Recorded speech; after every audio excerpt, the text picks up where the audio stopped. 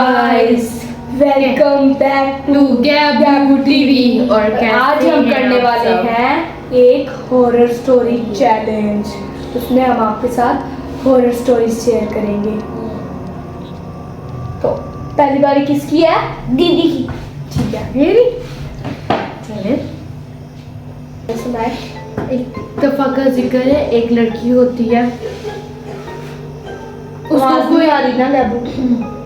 मुझे मामा के हाथ से तो दीदी की तो नहीं ना आवाज आ रही, दीदी हमारे इतना पास बैठी है। एक दफा का जिक्र है, एक लड़की होती है, उसको कोई कत्ल कर देता है घर में, और जिस दिन उसका कत्ल हो जाता है उस दिन से वो घर हॉन्टेड हो जाता है।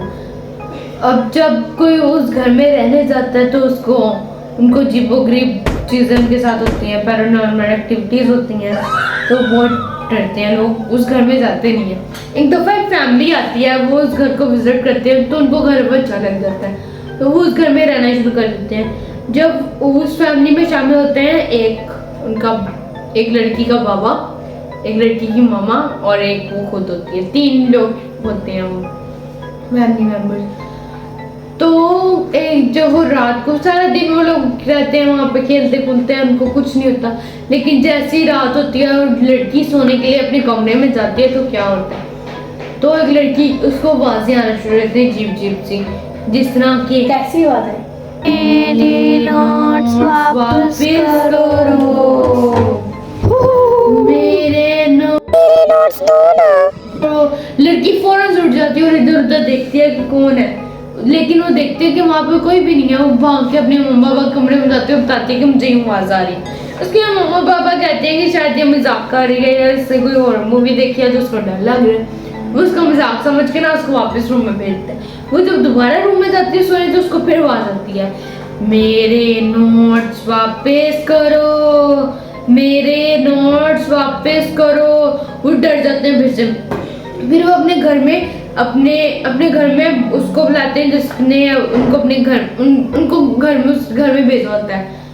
तो जब वो उसको बुलाते हैं ना, तो फिर वो बताता है कि यहाँ पे एक लड़की का कत्ल हुआ। तो उस रात से जब भी रात को कोई भी इंसान हो ना, तो उसको लड़की की आवाज़ें आती हैं। फिर वो उनका हल ढूंढते उनको फिर उसका हल भी मिल जाता है कि हम अगर यूं आ जाती है ना, तो अगर हम उसको नोट्स वापस कर देंगे लड़की की, फिर हमें कभी आवाज नहीं आएगी, क्योंकि वो लड़की पढ़ने में बहुत अच्छी होती है। जो उसके नोट्स कैसे? उसके नोट्स उसके नोट्स उसको कैसे वापस करेंगे?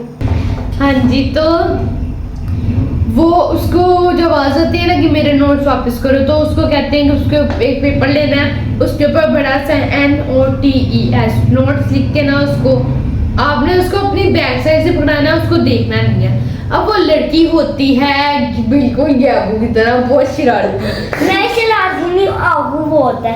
अलाहू की तरह और गैबू की तरह बहुत शरारती होती है। और वो कहती है कि अब मैं वो भूतनी आएगी तो सही, लेकिन मैंने उसका मुंह भी देखना वो कैसी होती है।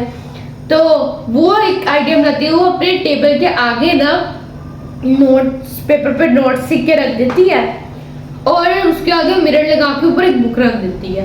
और जब उसको सोने जाती है तो उसको आवाज आती है, मेरे नोट्स वापस करो, मेरे नोट्स। अब वो जाती है अपने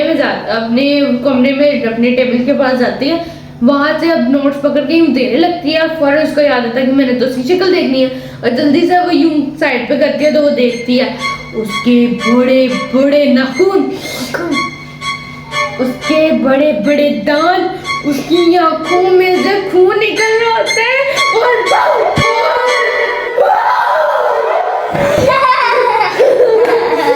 और कहानी का तो पैसा हजूम। गाइस, आप लोगों को स्टोरी का मजा आ रहा है तो इस वीडियो को लाइक और शेयर और सब्सक्राइब करना मत भूलना। और अब किसकी बारी है? मेरी टर्न है। आप भी करो। चलो जी, तो मैं एक स्टोरी सुनाऊंगा। इसका नाम है हॉन्टेड अपार्टमेंट।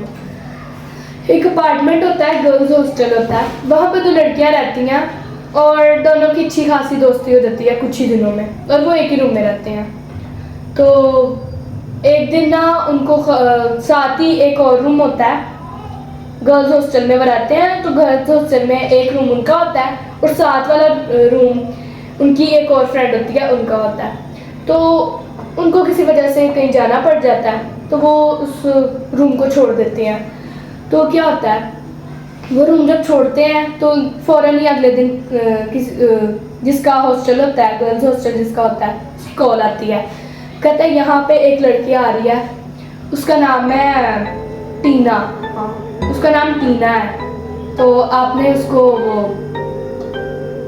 रूम देना है वो वाला, और उसको अच्छे से आपने गाइड करना है सारे रूम इसके हॉस्टल के।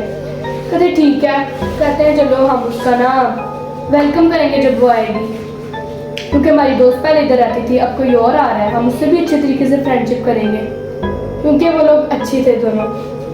तो एक दिन ना उनको किसी की बातें करने की अगले दिन आवाज़ आती है, वो भूल जाती है किसी ने आना था। तो वो बाहर जाती हैं आराम से कि कौन है बाहर, स्टेयर्स में खड़ा होता है कोई। तो उनको एक औरत नज़र आती है, वो उसको छुप के देख रही होती है, वो अपनी माँ से बात कर रही होती है। वो कहती है मैंने खाना खाया है, आप अपना बताओ।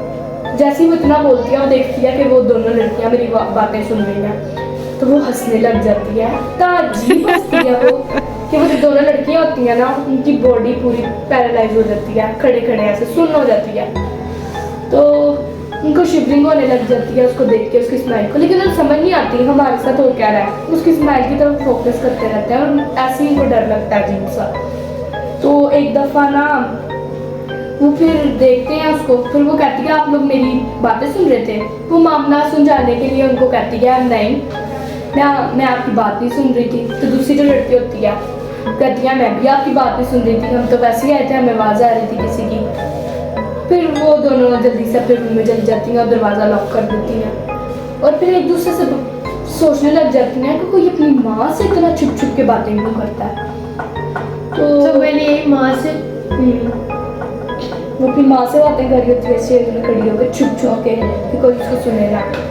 तो आगे वो चले जाते हैं। फिर आगे अगले दिन उस एक लड़की की छुट्टी होती है, ऑफिस से ऑफ होता है, और जो दूसरी उसकी फ्रेंड होती है वो हॉस्टल से चली जाती है, क्योंकि उसने अपनी ड्यूटी पे जाना होता है। दोनों अलग अलग होती हैं।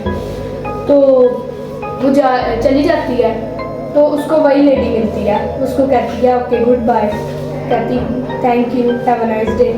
वो चली जाती है। तो जो लड़की होती है ना दूसरी, वो देखती है कि मेरा तो ऑफ है, तो ये जो नई लड़की आई है इसने अपनी ड्यूटी पे नहीं जाना।